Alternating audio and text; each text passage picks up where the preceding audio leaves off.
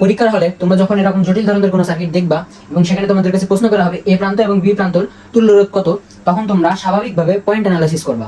Point analysis কি?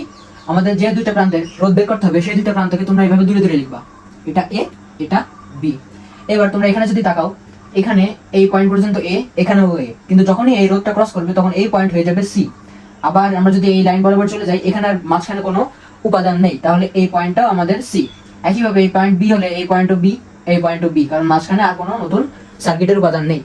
তাহলে আমরা এর একটা পয়েন্ট পেলাম সি, তাহলে একেবারে মাঝখানে আমরা লিখে দেবো সি। এইবার তোমরা দেখতে পাচ্ছ সি আর এর প্রান্তের মাঝখানে মাত্র একটা রোধ আছে, তাহলে তোমরা এইভাবে একটা রোধ আগায় দিবা। এবং বি এবং সি প্রান্তের মধ্যে একটা, দুইটা এবং তিনটা রোধ আছে, তাহলে বি আর সি প্রান্তের মধ্যে তোমরা তিনটা রোধ আগাবা, বাট সেটা অবশ্যই সমান্তরালে লাগাতে হবে।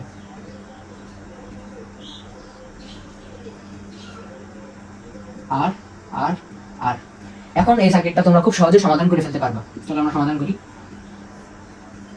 এখানে একটা রোধ আছে এবং এই তিনটাকে যদি আমরা সমান্তরাল অনুযায়ী সলভ করি তাহলে আসবে আমাদের r/3। এটুকু হিসাব মুখে মুখে করা সম্ভব। কিভাবে? দেখো 1/r plus 1/r plus 1/r, এটাকে যদি আমরা ইনভার্স করি তাহলে আমাদের আসে 3/r, তাহলে আমাদের তুল্য রোধ হবে r/3।